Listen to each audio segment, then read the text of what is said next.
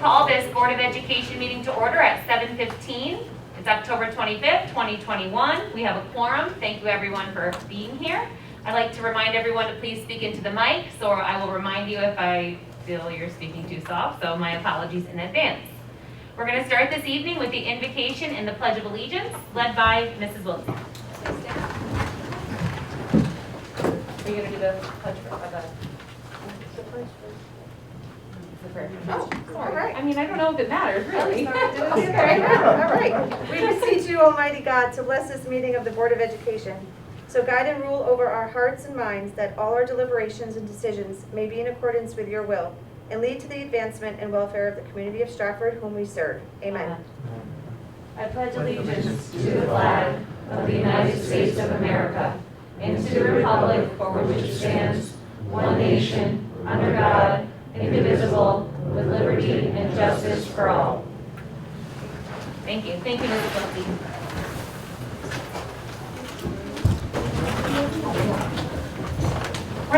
We're going to go into some recognitions next this evening. Dr. Sunday will lead us in those recognitions. Okay, thank you, Board Chair Delbeni. Good evening, everybody. We'd like to start by bringing some attention and much deserved recognition to a group of people who have really been leaders for us in our district. I'd like to take the opportunity to recognize the Stratfor Public Schools nurses. Again, special appreciation to our nurses who have been doing this work and leading this work really since March of 2020. And really this year is, for all intents and purposes, it's the third school year. We all had to learn how to be epidemiologists. However, our nurses have been holding down the fort at the district level for so many years in so many ways. Beyond taking care of the medical and health needs of our district, they are compassionately serving as therapists and counselors to many of us. Many of them give up their weekends to contact trace and quarantine, support vaccination administrations at clinics, and to respond to questions from family and staff members. Really, they're on the clock 24/7.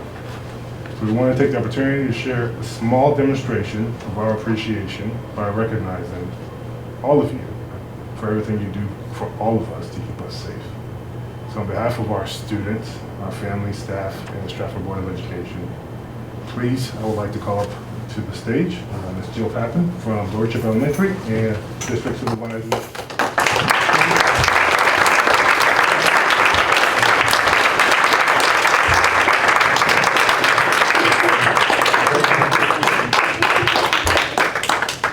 You're going to need a lot of hands, but for all you do, for all of us, on behalf of the Stratfor Public Schools, I'd like to say thank you.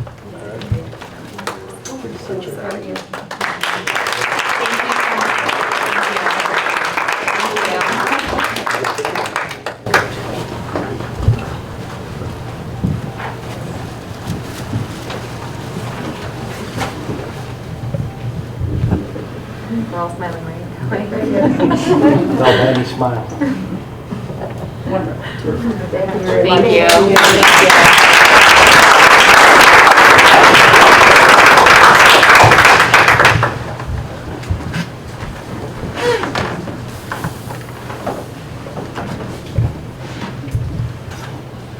Again, thank you to our nurses for everything they do.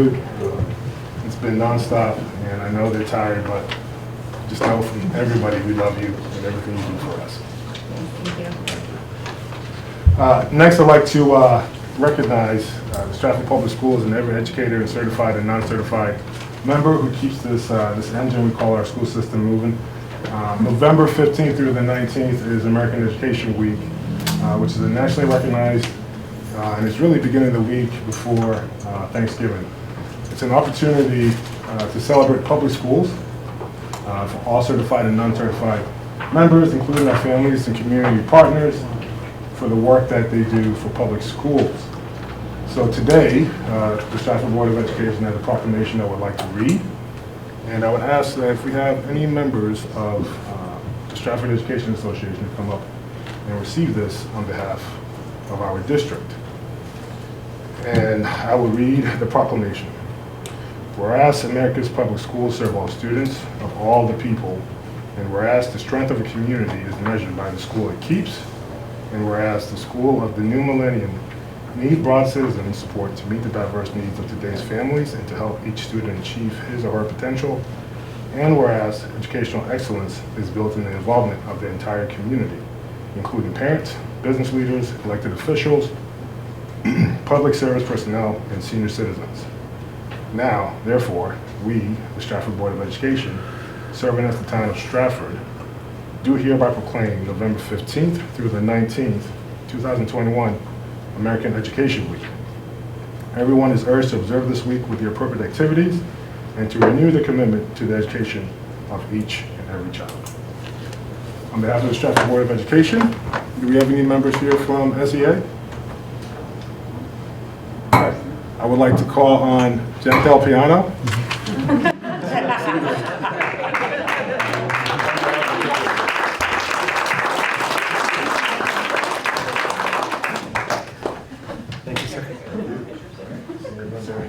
Thank you, Mr. Del Piano. I'm good, how are you? Wonderful. Great.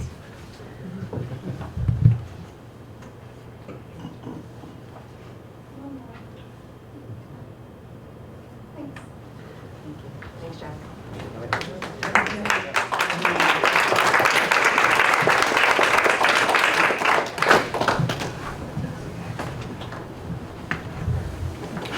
It is always good to celebrate the great things that's happening in our district. Thank you. Thank you. Moving on to the public speaker session of our evening, we have 2 speakers tonight. Mrs. Corcoran will keep a timer of 3 minutes, so I will call your name. You can come up to the podium. You have to say your name and your address. And then if you would so kindly, when you hear the 3-minute timer, if you're still speaking, please set it down. So our first speaker this evening is Mr. Keith Stirk. Thank you. Here's the mic over here. Thanks. So I wrote some things down and I have trouble seeing it already, so I'll go as quick as I can. First, I want to say thank you for the Board of Education and the teachers for the work you've done over this past year and a half with COVID. We know it's all been tough. We never knew what to expect. And the restrictions and mandates that were put in place were certainly put in place for good reason. So thank you very much for everything. Could you just say your name and address, and if, Oh, I I'm don't know sorry. if we can hear you into the mic as well. I don't know if that's adjustable, if we can lift it up. I could rock and roll it. I'll do it. Okay, or you can take it off. I'm good. I'm good right there. You're I'm good, good. okay. I'm good. Thank you so much.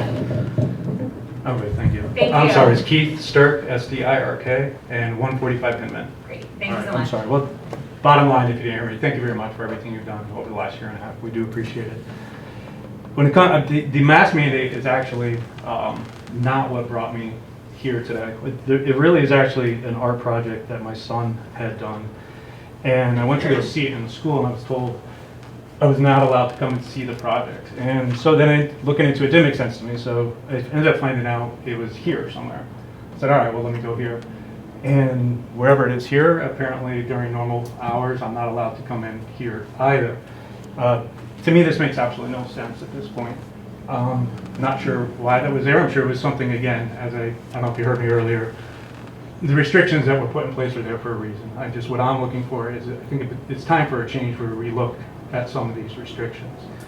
The last couple of things, I coach a lot of sports here in town, and I speak to a lot of parents. There's anti-family, there's no anti-family, there's anti-mask, there's pro-mask, there's a lot of us out there. But what's common with all this, we do not understand why parents are not allowed to go into the schools. We want to see for both sides, are you following the protocols? Are the protocols too strong for myself? And what are they? My children are telling me there's, like how they eat, there's plastic dividers. I want to see this. I want to see what is this. It doesn't matter what your feelings are, political beliefs, we just want to see it. So I'm not sure why we're not allowed, and there should be a separate open house for that purpose. So that's that one point. So I guess the question would be, why are parents not allowed into the school? The second is, to me, it was a little odd.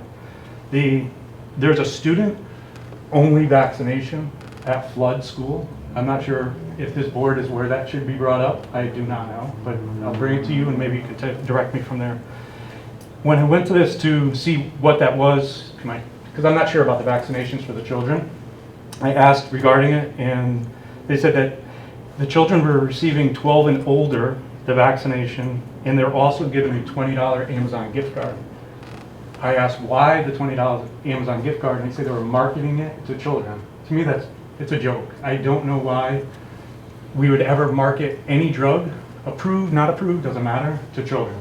You should take the time and effort to market that to the parents. Give us the stats, show us what it means, instead of doing $20 gift cards. I don't know if that came from here, I have no idea, but something I think should never be done again. And that's it, those are my 2 questions.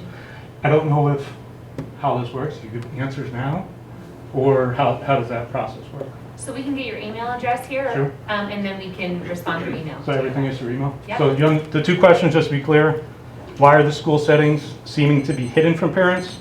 And why are you marketing directly to the children of the parents? Thank you for your time. Thank I appreciate you. it. Thank you. Okay, and our next speaker, Jerry Cunningham. And again, your name, address, and as best you can to speak into the mic so we can all hear you. Keep the mask up while speaking. Please. All right, thank you. Good evening. My name is Jerry Cunningham, and I just want to, I'm not here for what the other gentleman said, but I certainly echo that parents should be front and center in any child vaccination. It's an experimental medication. No one knows the long-term impacts on a child whose respiratory and reproductive systems aren't developed yet, but that's not why I came here, so. But I do agree with him. And just your address, Mr. Cunningham. Oh, I'm sorry. My address is 125 Clarendon Street in Thank you. Stratford, Connecticut. I've been a resident of Stratford for 30 years and a taxpayer. I've served the town of Stratford some years ago on a cable advisory council for a few years to help understand what Cablevision was doing to rates and service and et cetera, providing to our community. But that was a long time ago. I wanted to preface my remarks by saying that Dr. Condoleezza Rice, former Secretary of State, very renowned individual, certainly no Donald Trump fan and all that stuff, she spoke up and spoke out against what's known as critical race theory in the classroom. And what she echoed was a sentiment that my mother used to say, and that is 2 wrongs don't make a right. And her position was essentially this, that education is not a zero-sum game where you have to harm one group of people in order to help another. And I thought, coming from someone that's a doctor and as renowned as Condoleezza Rice is, I thought, that is a very profound statement. And I can, as long as I can remember, schools were against bullying.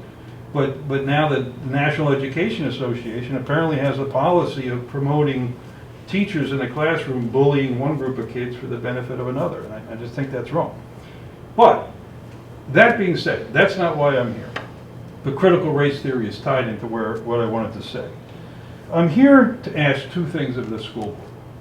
The first is that this Merrick Garland, our Attorney General, with the Department of Justice, attacked parents all across this country by labeling them as domestic terrorists if they do what this gentleman did and speak up and say, hey, I have a right to know what's happening with my child, I have a right to know what's happening in the classroom. And that's just wrong. So I would ask this school board, this 1-800 call FBI and all this horrible memo. I would ask the school board to resist this Bolshevik and his attempt to divide our community. Do not rat out concerned citizens who come here to express heartfelt opinions.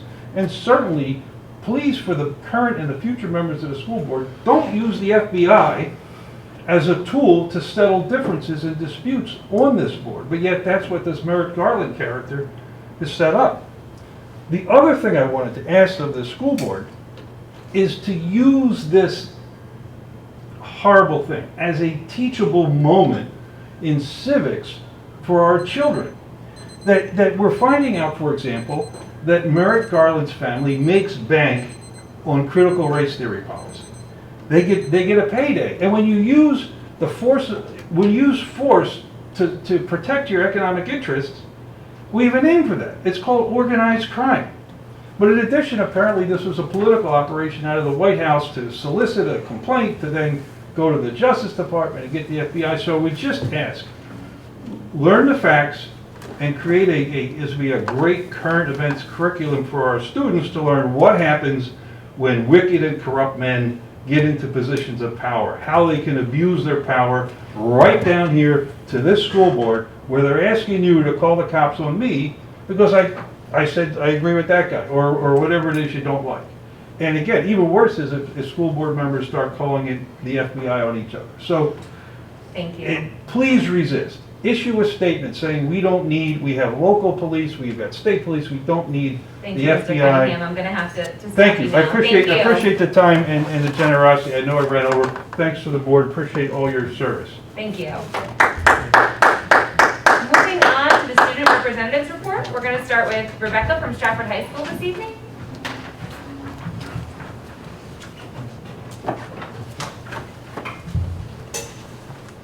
Just remind you to speak into the mic as best you can, Rebecca. Absolutely. Thank you. Good evening, everyone. It is hard to believe that the first 2 months of the school year are complete. Stratford High School currently has 1,089 students enrolled, the most ever at Stratford High. Our 21st century after-school program is up and running, and we currently have all spots filled with 5 students on our waiting list. This program runs from 2:10 to 5:10 on Tuesday, Wednesday, and Thursday, and allows students to spend half of their time in academic support and the other half in an enrichment program. Various clubs and activities have planned fundraisers at local businesses. These are great ways for our community and school to support each other. An example of this is that our National Honor Society ran a fundraiser at Pizza Co. in Stratford to raise money to be able to create care packages for the homeless community. On September 30th, Stratford High held a virtual open house where teachers recorded themselves giving information about the class and parents had access to video links. This was a great opportunity for parents to get to meet their children's teachers on a time frame that meets every parent's schedule. Stratford High School sophomores and juniors took the PSAT on Wednesday, October 13th. 90.2% of eligible students took the test. On October 14th, a group of 6 highly motivated and involved students met for an online focus group with City Square Associates funded by the Barr Foundation. The purpose of this was to continue the work of finalizing our portrait of a graduate. We were able to speak on the behalf of Stratford High School as to how initiatives with the Stratford Public School District define future graduates and what it truly means to be a graduate of Stratford Public Schools. On Monday, October 18th, our school counseling department held their annual financial aid night. This virtual event was run by Holly Franquette from the College Place. It is coordinated to support our junior and senior parents regarding the process of applying for financial aid. Our student council also held their Red Cross blood drive on October 19th.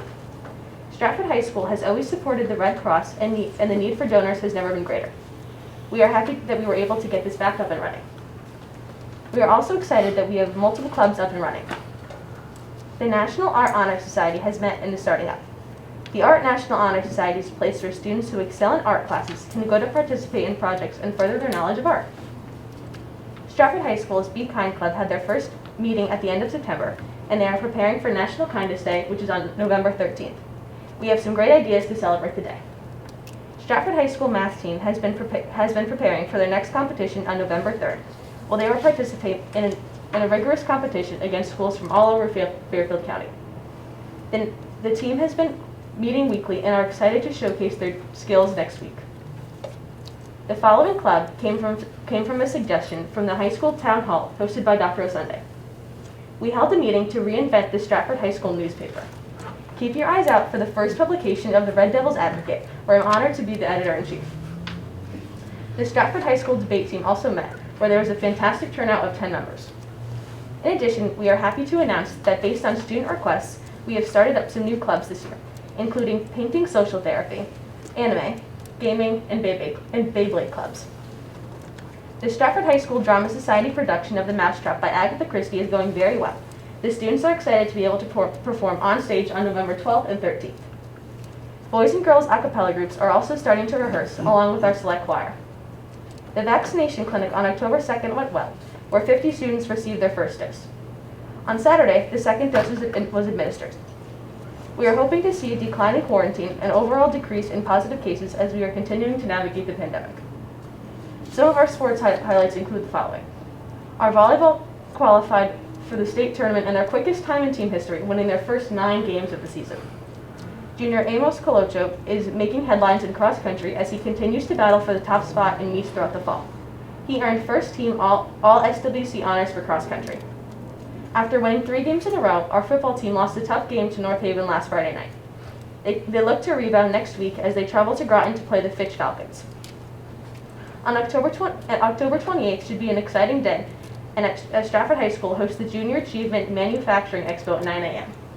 Students will have an opportunity to hear from local executives from Bigelow Tea and Sikorsky, as well as hear stories from high school graduates who have participated in an internship and apprenticeship programs. On October 30th, our post-prom committee will be having their annual clothing drive. While exact plans for post-prom are not finalized, the need for events like this continues. Last year, in the absence of post-prom committee was able to provide every senior who attended prom a raffle prize, ranging from flat-screen TVs to Stratford High School apparel. On November 9th, Stratford High School is excited to hold their virtual parent conferences. Teachers will be present at Stratford High School, and all parent conferences will be held virtually. Stratford High School is encouraging parents to have their child present to enrich the experience for all in attendance. On November 19th, we will be hosting our annual student-faculty football game to support the Todd Stoltz Memorial Scholarship Fund. Mr. Stoltz was a beloved teacher and coach at Stratford High School who passed away in November of 2017. Thank you for the opportunity to speak on behalf of Stratford High School.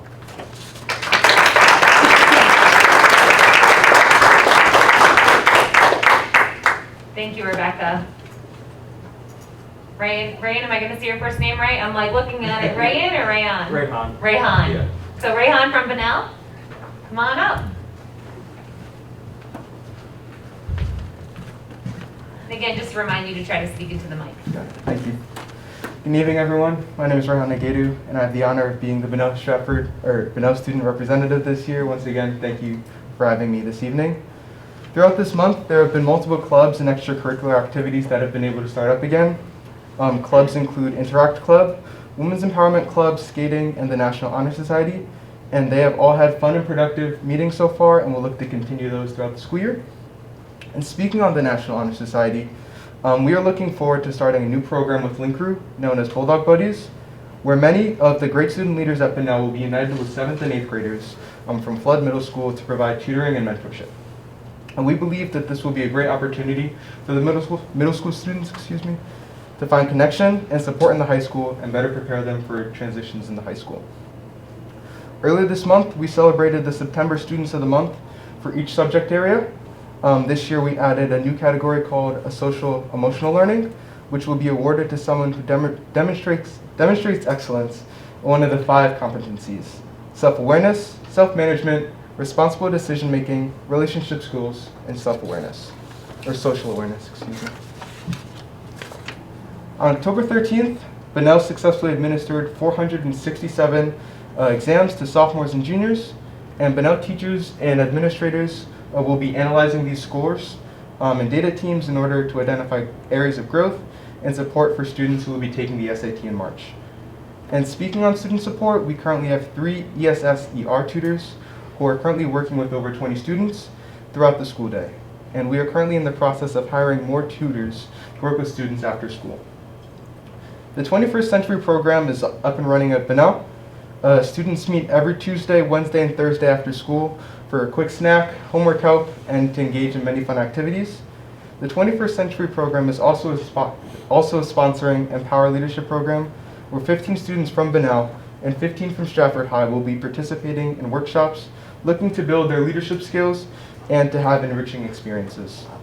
The CTE department is also working on getting the word out on STEM exposure as it increases a student's likelihood to pursue careers in STEM, so science, technology, engineering, and mathematics. Mrs. Gray's Introduction to Engineering Design class had the pleasure in taking part in Amazon's Future Engineering class chats, where students engaged with presentations from Michael McCracken, AWS Professional Services Practice Manager, and Chris Riley, Strategic Account Solution Architecture. And on October 20th, Bunnell celebrated Unity Day in an effort to end bullying and promote kindness and inclusion. Various student clubs posted positive affirmations throughout the building and the Be Kind Club and yearbook students chalked the front walk with positive affirmations. Students from Be Kind Club also read an anti-bullying statement over the intercom during the morning announcements.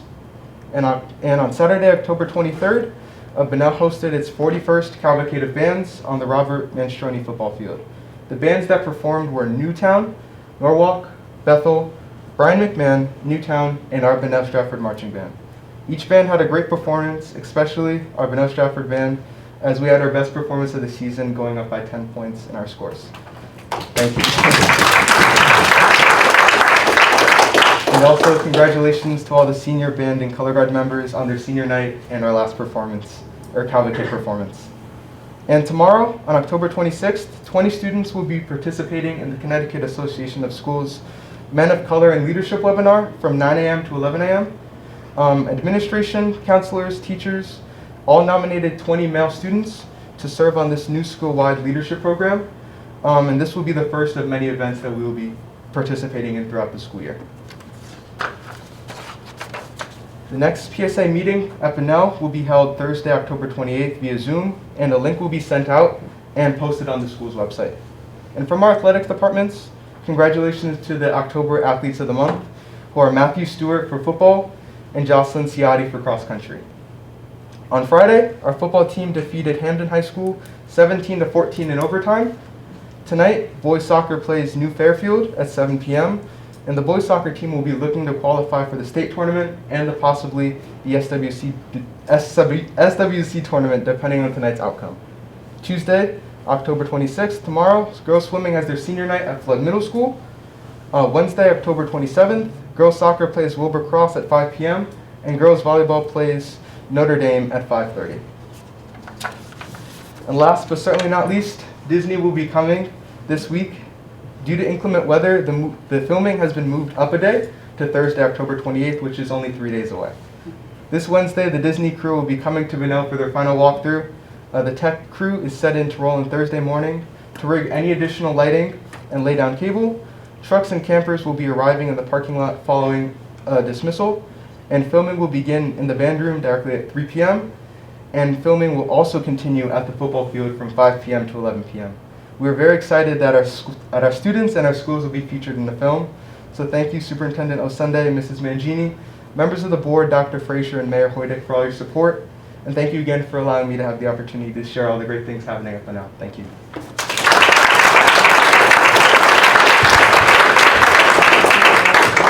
Thank you so much, Rayhan. You and Rebecca are excused for the evening. Thank you again. We love hearing all the exciting things happening at Stratford High and Bunnell. Great.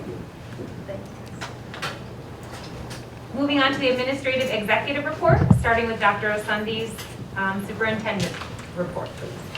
Thank you, Board Chair Del Benny. It's always inspiring to hear the kids speak, and as you heard them speak, there's a good amount happening at both schools. And it's much overdue. I had a chance to visit the schools, and as I talked to the kids, most notably the seniors, it's really about enjoying the senior year. Okay, the last couple of years of their high school experience has been largely different than most of us remember ours. I would like to recognize that Worcester goes into its second week under the leadership of Mr. James Singletary, and I'm happy to announce, I mentioned to the board in the previous correspondence, that we added Shauna Johnson, who's come to us from the Raven Schools, to his leadership team, and I actually saw her walk in today.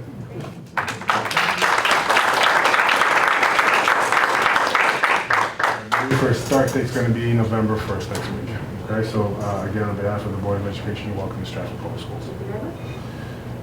As you know, I hosted my town hall series. I had the chance to visit with our high school families, our middle school families, and our elementary families. And for me, it was personally very enriching to be able to sit down and engage in conversation with our families.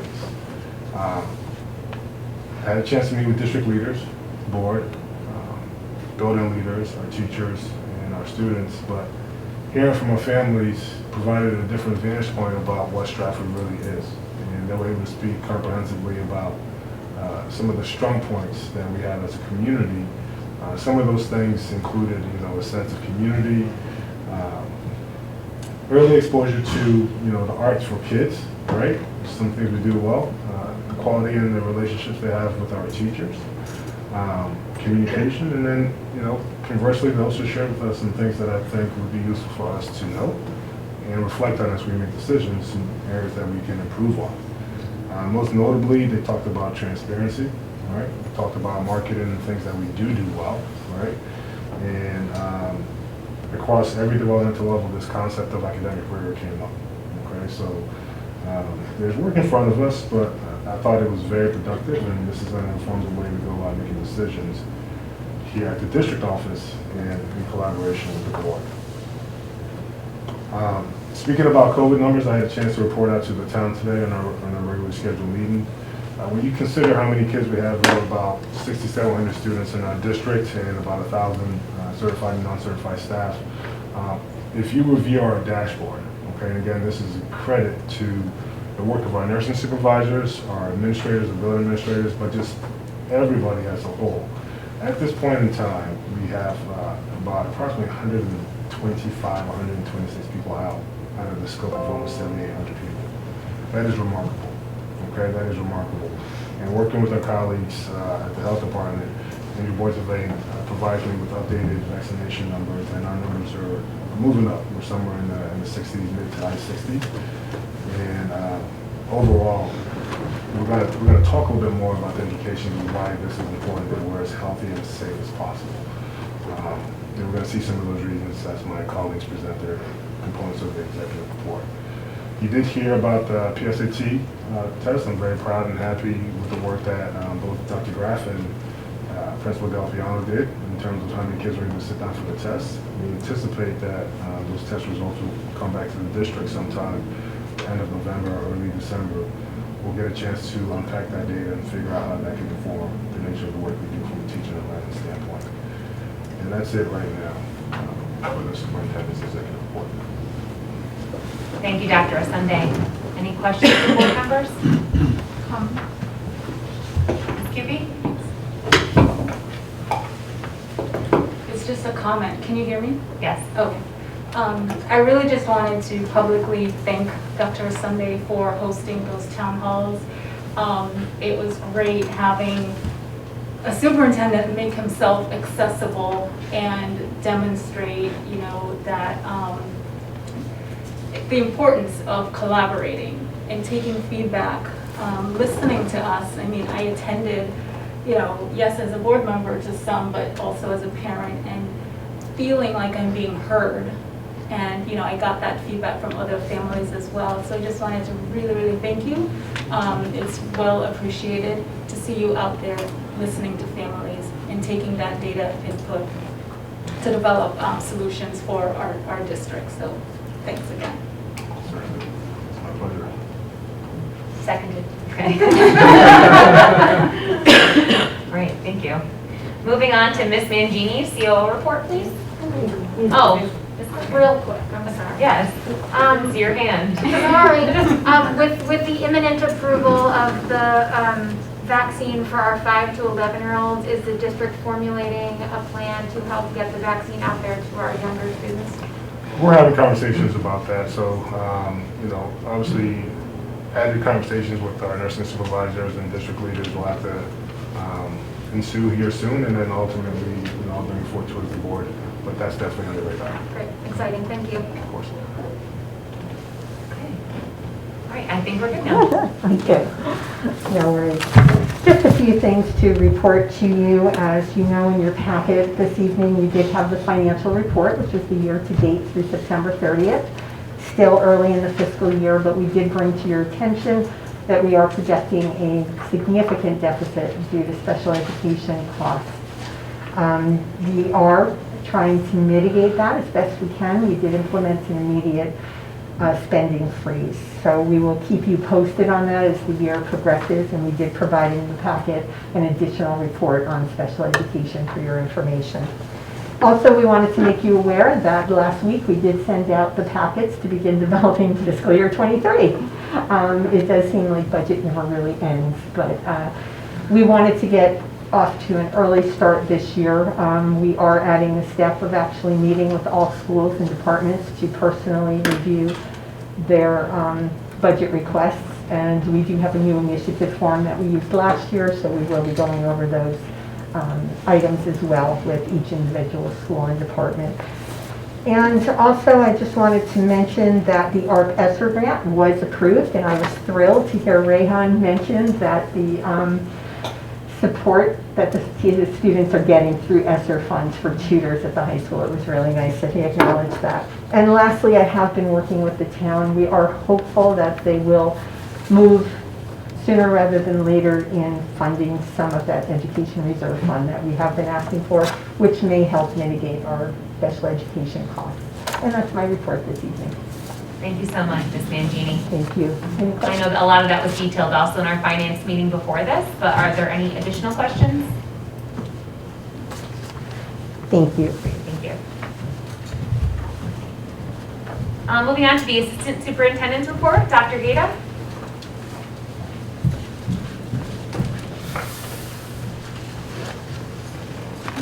Good evening, everyone. It's my pleasure to also call up a teammate of mine, Joanna Nadarian Garb.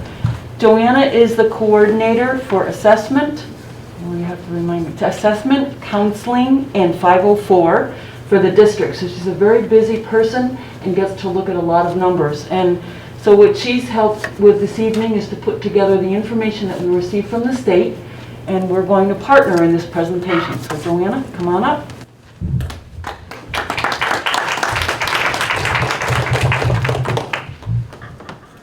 Thank you very much.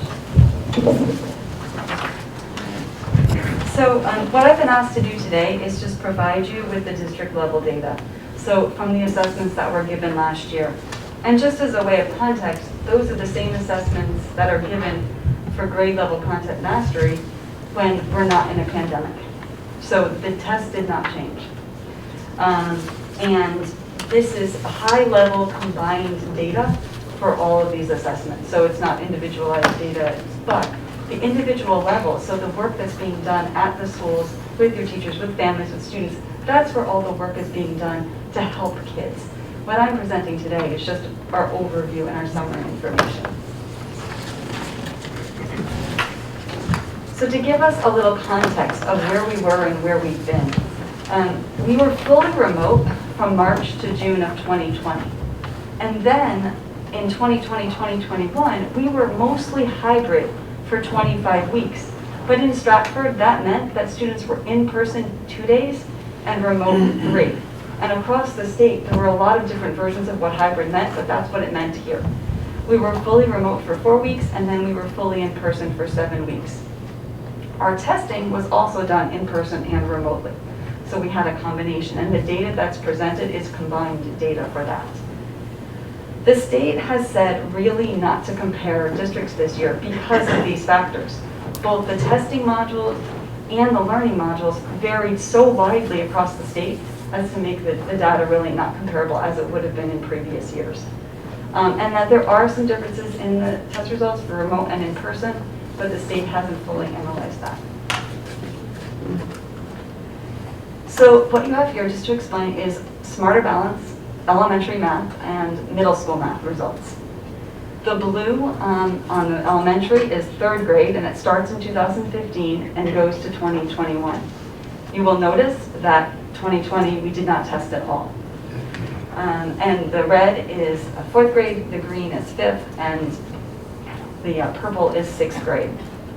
You'll notice also there's sort of an upward trend over time, and then we have it here that we didn't test. Just so everyone knows, these are not the same students from year to year. So this is not cohort data, it's just the snapshot of the grade at that time. And with the middle school, we didn't test it in 2020. We have 7th and 8th grade data, and we're closer to sort of where we were, say, back in 2018.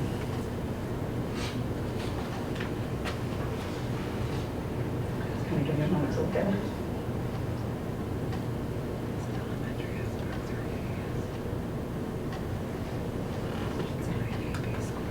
And this is where we were with reading.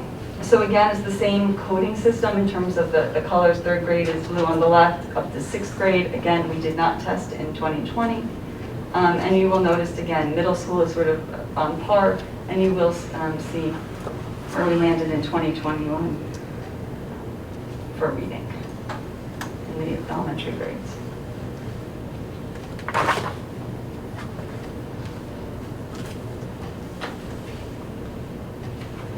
Are you taking questions in the middle, or would you like us to hold questions until the end? I would say hold. Hold?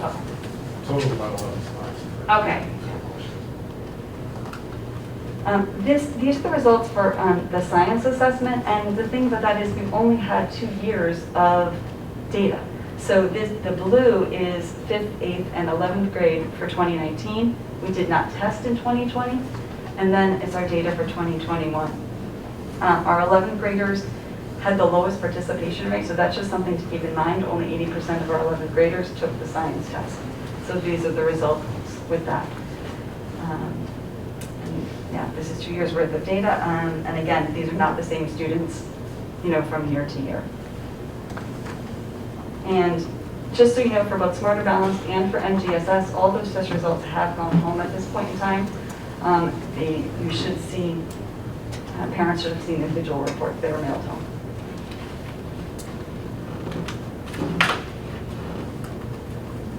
Here is our school day SAT.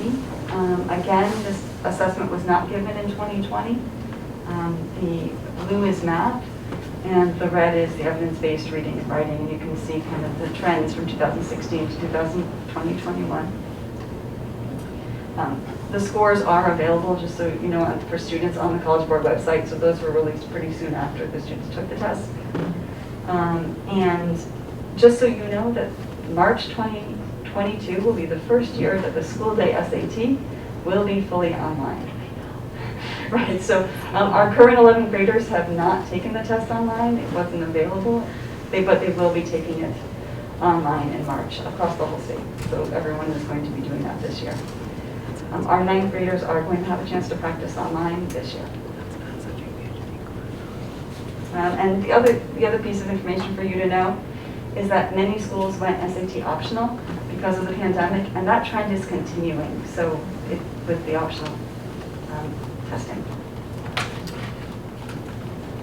The AP, so the blue is the number of test takers, the red is the number of exams taken, and the yellow is the number of exams passed. So there's, you can see there sort of was a general trend upward, and then, the pandemic. In 2020, the test was very different. It was given, but the test was taken at home, and it was a significantly shorter test. So it's been 2 years since we've given a test that was the same, and we had students, some students quarantined, we chose to give the test in person. We did have some students take it online, for various reasons, but most students did take it the paper and pencil test. And again, those results are available for students on the College Board website. This is our data for the lost links, and for those who don't know, that is the assessment for students whose first language is not English. And so what you are looking at is from 2018 to 2020-21, each one of those little bands is actually a different component of the assessment. So students are rated on a variety of things: listening, speaking, overall comprehension.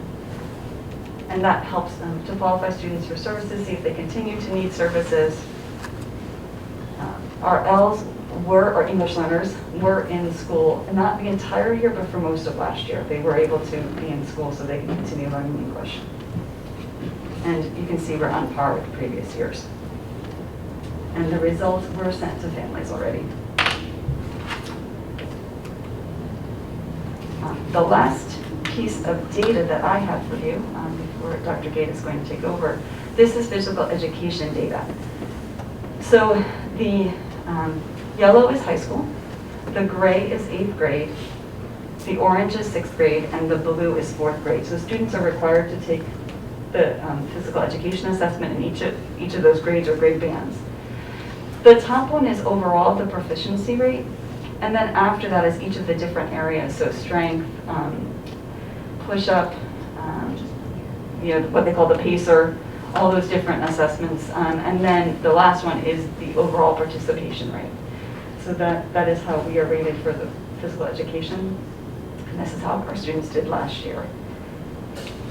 As a point of information, the test does require students to be in person to do all of it, so it did make it a lot harder to give a PE assessment last year. And with that, I'm going to turn it over to Dr. Gator. Thank you.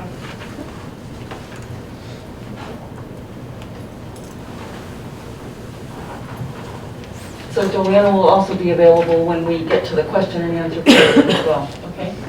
So, when we received the data, we looked at it, we knew we had to make some changes, we knew that there were some things that were going to be important for us as we move forward. Obviously, one of the biggest things is really promoting in-person learning.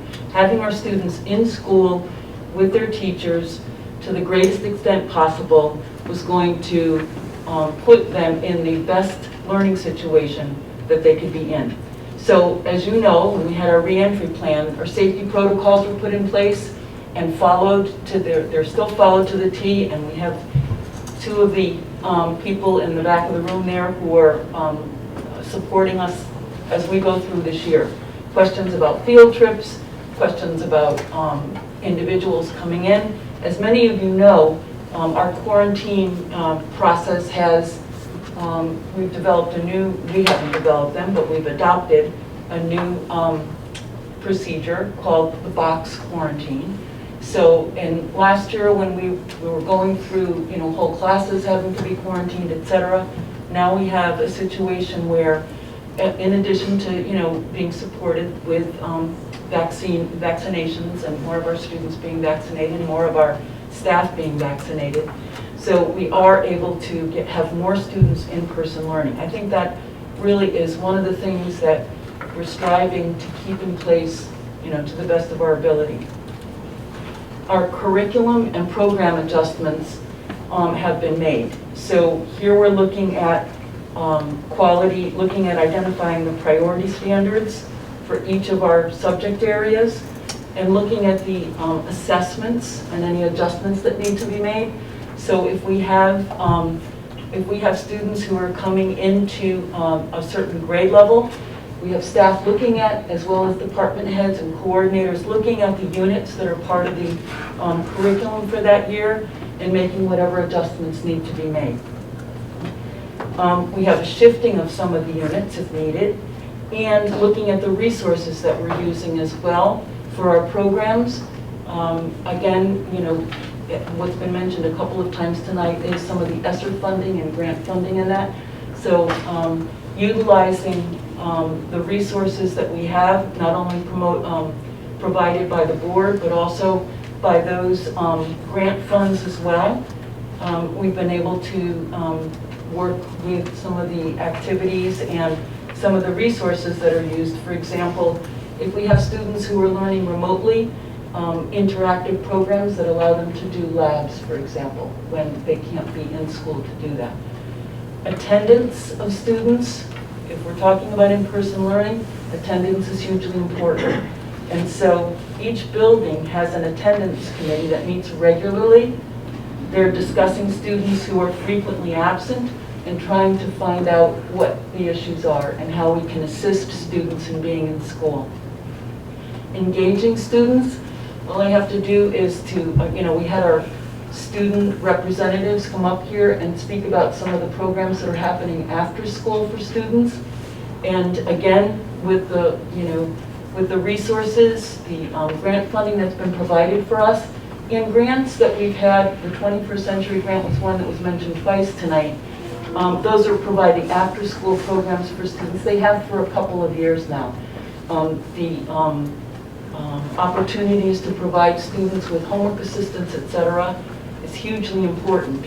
We have funding that's allowed us to provide each school that has students in K through 8 with a family outreach team. And that outreach team has been meeting and working for the last year and into this year as well. So if students aren't attending school or they don't seem as engaged, these staff members reach out to families. Performance, obviously, is important to us, but in addition to academic performance, we have to look at student behavior, student progress, and social emotional learning as well. Last year, many of you remember, our focus was on social emotional learning, trying to make sure that students felt comfortable, that we provided the environment that we could, and so now we continue to do that, while at the same time now trying to make sure, and this fits with the next item that we have here, identifying student needs and supports. So trying to make sure that we're helping students or supporting students in accessing grade level content and providing those supports where we need them. So in identifying the student needs and supports, we have data teams in each building that meet regularly to review student performance data. Teachers bring forth concerns for discussion and action. You've heard SRBI, or scientifically research-based interventions, mentioned already this evening. Some people refer to it as MTSS, which is multi-tiered student support. And that is a process. Each building has a team that looks at concerns that are brought forward, and interventions are suggested to try to assist those students who need that assistance. Once that intervention is identified, then the team meets back again to see if there's been any progress. If there hasn't been, then they continue to discuss what other interventions might work for the child. Students who are in the system of supports are carefully followed to make sure that the intervention is having a positive effect. We have students who, as many of you heard, we had a number of students who were new to Stratfor this year. When students come in, there's a screening process to see where their strengths are, maybe where their challenges are, so they're placed appropriately. In addition to that, many of you remember, we had a very robust summer school program to try to engage. We had a tuition-free secondary summer school for credit recovery in that. And we had, at the elementary level, we had the STEM program to try to keep students engaged. So in addition to this past summer, we'll be planning for this coming summer as well. Our resources, we have a great resource in our personnel, our reading teachers, math coaches, classroom instructional assistants. As you've heard already, we have tutors that were grant funded who are working during the school day as well as after school. We are fortunate this year to be able to have 7 tutors that were hired to work with our elementary quarantine students. They're working virtually, and when a student has to quarantine or be out because either they've been exposed or are sick with COVID, then they're assigned or given the access to the virtual tutor who will support them. In addition to that tutor, the building-based resources, the reading teachers, the classroom teacher, the math coach, they're always there to help the tutor understand where the child is and the process that's going on. We have virtual units for those tutors also as well. The devices that we're using, in addition to technology, interactive software, providing advices, there's been a great support by IT, not only to assist students in the classroom, but also families, to help families keep their child connected to school. As far as collaboration opportunities for educators, obviously Dr. Osundy, it's already been mentioned, Dr. Osundy's town hall opportunities for, not only for the families, but for our educators to come and hear what families are saying as well.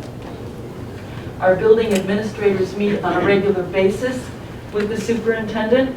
School improvement plans are already produced, goals are set, and discussions have been had with building principals and the superintendent. We've received 2.5 days prior to students coming in for professional development. We have our professional learning communities this year. We have 5 days, and the focus is on supporting students in accessing grade level content. So I've mentioned that before, and the purpose of this focus is that we don't get stuck in the mindset of remediation, Because students haven't been in school for 18 months doesn't mean that they haven't in some way been learning. And so if we keep saying students are behind a year, they're behind a year and a half, we never really make up and get them to the point where they need to be. So to the extent possible, we are trying to present to students grade level material. If they need support as the teacher is teaching, then the support is identified, and to the best of our ability, we try to support that student. The focus also for professional learning communities is the environment, the school environment and the classroom environment, and looking at, again, as I said before, student performance. So finally, in addition for that section there, we have identifying supports and interventions that can support students. November 2nd is a full-day professional development day, and we have another 2 hours in March.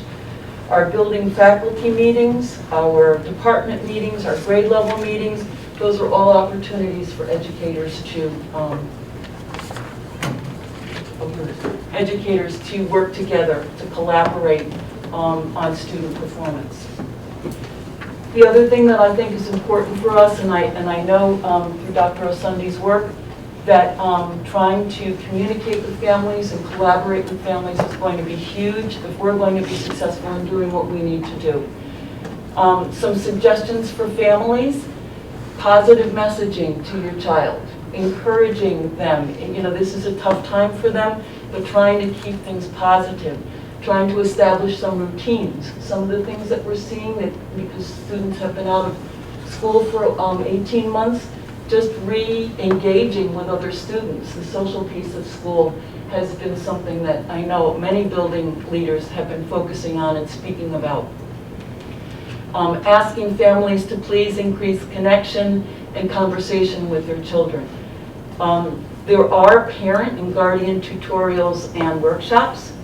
Parents Place is reopening again, and we're really very happy about that. Some of their activities are going to be done in person as opposed to virtually, so we're really very happy about that.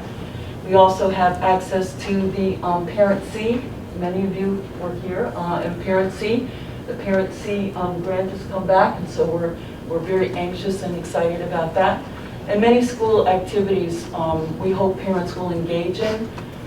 We know that weekly email newsletters are sent out from the buildings as well as the district, and there are actually 2 websites that we hope parents will take advantage of. There are tutorials there for parents, information, etc. But, you know, I think overall the first line of communication would be to a child's teacher. Working with the building administration also is, you know, highly encouraged. So again, we have elementary and middle school parent conferences coming up, and we hope that those are going to be as successful as they have been in the past. Joanna, you want to come up and see if we can answer some questions? First, I just want to say thank you. Just as an educator who is a part interventionist this year, like, this work takes everyone, and it's every single day, and this is what's happening in the buildings every day, and it's very exhausting because there's a lot happening, and it takes all hands on deck. So I want to say thank you to everyone, administrators, teachers, everyone in the school building, everyone, because there's definitely a lot of moving parts every day. So. I just have 2 questions. First, I was just curious what the participation rate differences were in elementary and middle school. I know you had mentioned high school was lower, obviously, but that was after you had said that about high school was my written question for elementary and middle. If we knew if it was decreased because some kids were at home and they weren't taking it. There was a range. There was a range, but I don't have the exact numbers. Like, we can get them for you. Yeah, but there was a range depending on the program and the school. Okay. And just my other question was, like, looking at the physical education data was challenging for me because I didn't know what we were comparing it to. Like, we were looking at it from last year, but if we were looking at growth or decay or, you know, areas of improvement, I just didn't know how to interpret that. I didn't know how to interpret that. Yeah, Dr. If we had some, if we could also get some previous year data just We to can compare ask, to. ask Dr. Frazier for the comparative data for previous years. Well, the other piece to keep in mind is that, to Joanna's point, this is, the cohorts of kids are different every year. Right. You know, so the data is different, but to make a notable point, you know, looking at the data we saw, I believe it was in grade 8, the vast majority of kids were able to pass the test and 4 more tests. It's about 50 or so, 53% who were able to do that. And that number that's not typical. So that's a pretty high number. And to Joanna's point, the tests have to be administered in person. So it's possible that lower in-person test taking might have inflated some of the numbers. One of the things I would say, you know, when you analyze data like this, particularly when you take a look at the ASPAC data, to Dr. Gator's point, last year and over the last couple of years, this district, the whole state, the whole world, the whole country, really put a heavy emphasis on SEL, even before academics, right? So whenever you see this continuous downward trend across multiple grade levels, whether it's grade 3, 6, 8, 11, whatever it is, that could be interpreted as a statistical anomaly, right? Which suggests that there's some kind of external factor that's hidden at every developmental level, and it's just a downward trend.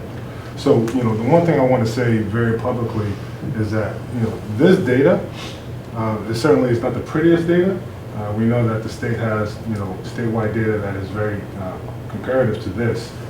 But at the same time, I think it's important to note that this data is not, in my opinion, as a new superintendent who've come in and spent a lot of time analyzing the data, is number one, it indicates that we have a lot of work in front of us. That's first and foremost. But number two, I don't think this data is a reflection of the quality of our teachers' work, nor is it a reflection of the capabilities of our kids, okay? But nonetheless, this is what the current data says, which now says to us that we have a lot of work in front of us. That being said, I'm very encouraged, okay, because this summer we worked with our principals. We gave them a deadline of August 20th to complete the school improvement plans.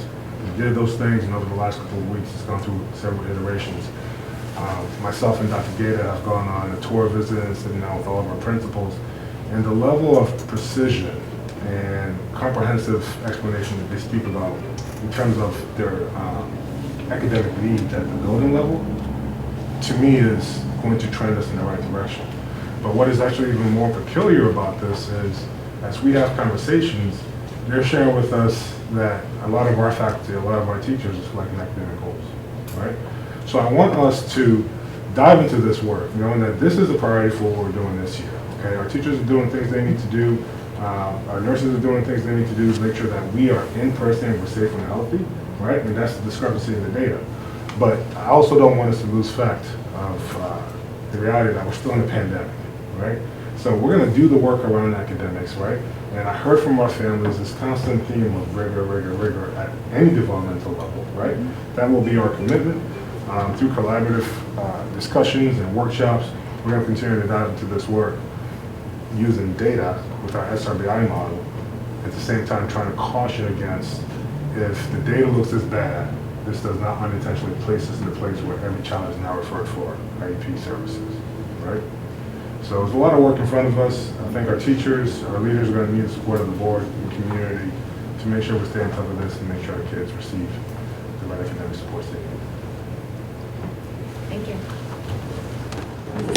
Thank you. I just want to also comment and congratulate, to Dr. Sunday's point. May not be the prettiest, but I didn't find it the ugliest. I mean, I was really expecting something quite horrific after what we've been through, so I want to thank the teachers who really made sure that our kids were actively learning, although not face-to-face. So I wanted to make that point. My second concern really in looking at some of this stems from pre-pandemic with our AP coursework. Our kids are given an extremely amount of opportunity really here to excel in Stratford with our AP course offerings. The thing that we continually fail at pre-pandemic and post-pandemic, during pandemic, is not being able to pass the exam. So I hope that moving forward, part of our processes for redevelopment and expansion of our offerings, that we can really tool our kids with what they need to succeed in actually passing them. So I just wanted to highlight that very low scores. Ms. Gibby, yeah. I just want to say, Dr. Gita, you mentioned, not saying they fell behind or that they lost any kind of, learning. I know when my daughter got her scores, for 4th grade, right? So she's excelling at reading, but her math, while it was above the school and the district average, it still wasn't great. But this year she's back in school, and she came home and she was like, I did a test or a quiz or something, and I'm doing better in math. And it's the feedback that she's getting from her teacher. Like, she knew her scores in 4th grade wasn't the best, but the teacher's giving her live, real-time feedback, and she's feeling motivated, right? Like, I can do this. And I just want to say that's very important in motivating kids. And I see her trying, and I just wanted to give that feedback to you to say the teachers, are doing that and how much I appreciate that. So thank you all for the hard work. I just wanted to make one comment here, because we've talked about this as coordinators. There's a lot of people who are looking at this information. The math in particular, the board supported the adoption of a new math program and also put into place math coaches right about 2017. And what we started to see really was an uptick in our performance over from 2015 to 2019. And unfortunately we had the pandemic, but the board has supported us in the past. We really do feel that we have a lot of community with support. We didn't mention our community partnerships, but those at the South End Community Center, Sterling House, the Y, all of those community partners help us just as much. They're an important part of who we are. And so we also wanted to just give a shout out to them as well, because they're important to us and the work we do. Thank you very much. Thank you so much. Well done.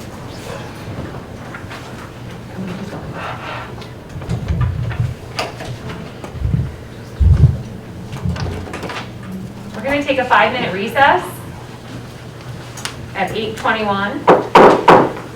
We'll adjourn at 8:26 for a quick break for board members. Okay, I'd like to call back to order the meeting at 8:26. Thank you, everyone. We are moving on to the consent agenda. I will entertain a motion to approve the meeting minutes from September 27th and also the personnel document. So moved. Motion made by Mr. DiLorenzo. Second. Seconded by Mr. Fagella. Any discussion?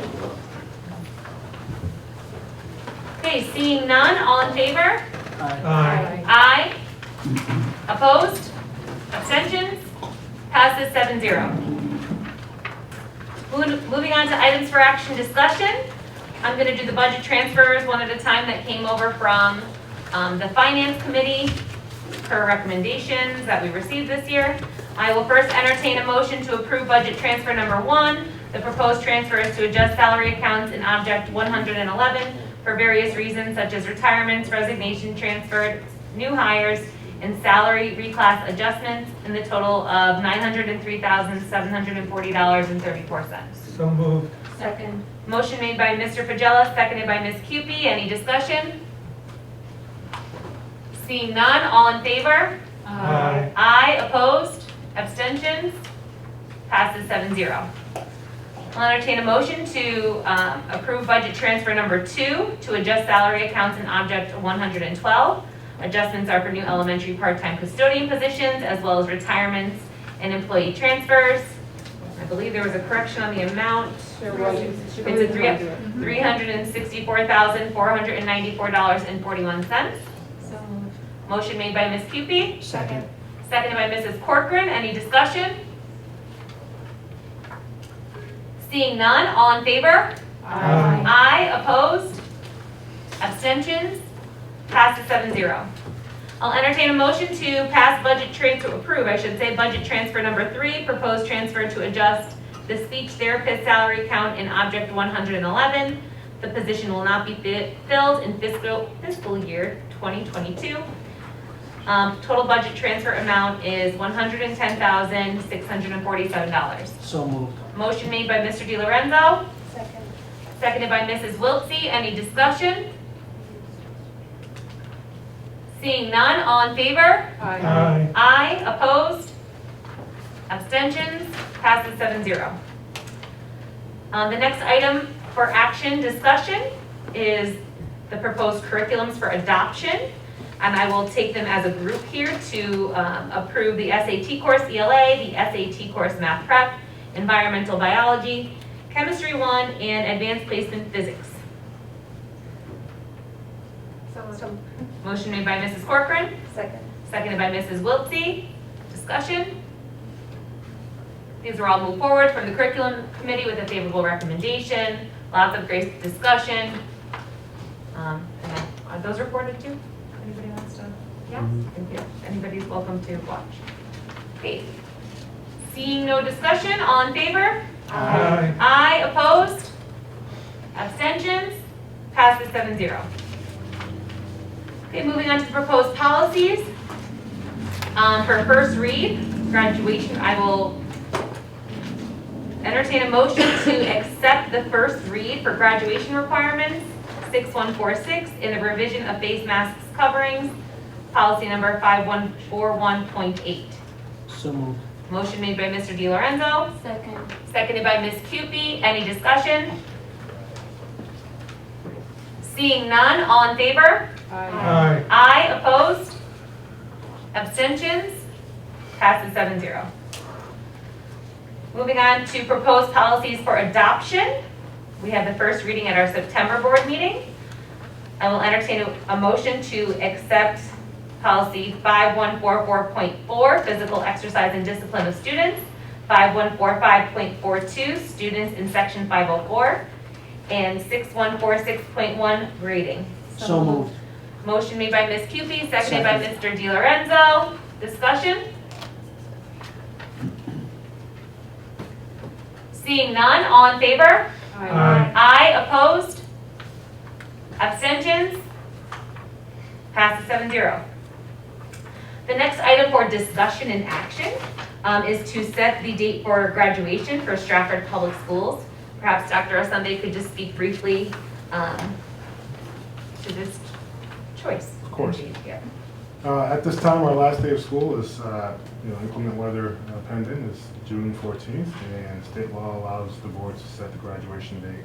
So right now, we're having conversations about looking at the 13th as a potential date, and conversely, the 13th is not the selection that we can look at. Consider the 15th of June So it's just for discussion right now. for discussion. Thank you, Dr. Sunday.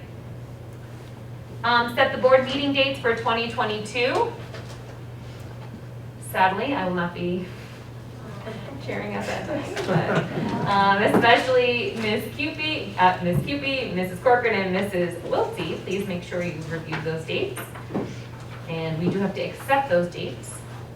So I will entertain a motion to set those board meeting dates for 2022. So moved. Motion made by Mr. Pagella, Second. seconded by Mr. DiLorenzo. Discussion? All in favor? Aye. Opposed? Abstentions? Passes 7-0. The next item is our the grievance level 3 decision for our action. I'd like to make a motion to send a letter to the Stratford Education Association denying their level 3 grievance. Motion made by Mrs. Corcoran, So moved. seconded by Mr. Pagella. Discussion?